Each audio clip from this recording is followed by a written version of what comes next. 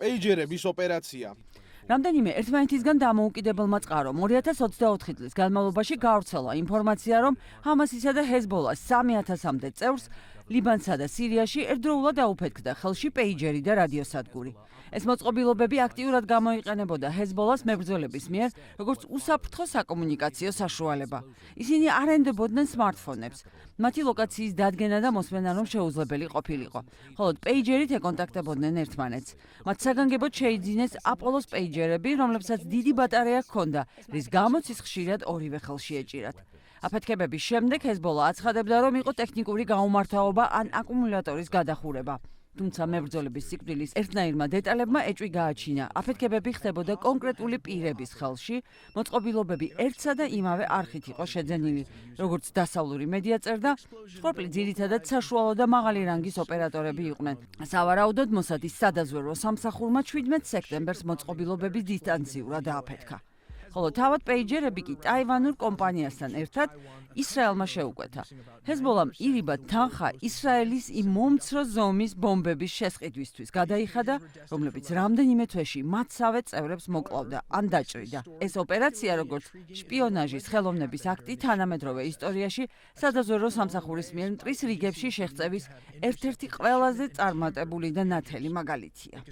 Hamas political leader ისმაილ ჰანიე ლიკვიდაცია თეირანში ირანის პრეზიდენტის მასუდ ფეზეშქიანის ინაუგურაციაზე.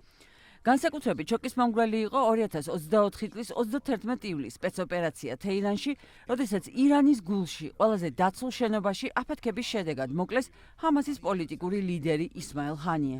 ეს ფაქტი ყველასთვის მოულოდნელი იყო, რადგან ჰანიე ირანის რევოლუციის გუშაგთა კორპუსის წევრების მიერ კონტროლირებად შენობაში ირანის მთავრობის საგანგებო სტუმრების რეზიდენციაში ცხოვრობდა, რომელიც განსაკუთრებულად დაცულ გესტ-ჰაუსად ითვლება.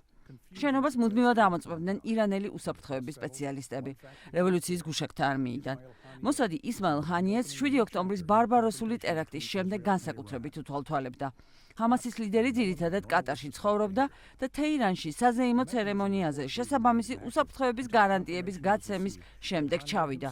თუმცა მას სასტუმროს ნომერში ჩამონტაჟებული ასაფეთქებელი მოწყობილობა ელოდებოდა, რომელიც ხელოვნური ინტელექტის მეშვეობით იმართება.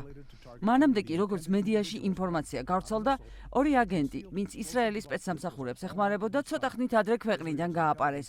ერთი თურქეთში წავიდა, მეორე აზერბაიჯანში. ოპერაცია ზედმიწევნით ზუსტი და სწრაფი იყო. ჰანიესთან ერთად დაიღუპა მისი დაცვის უფროსიც.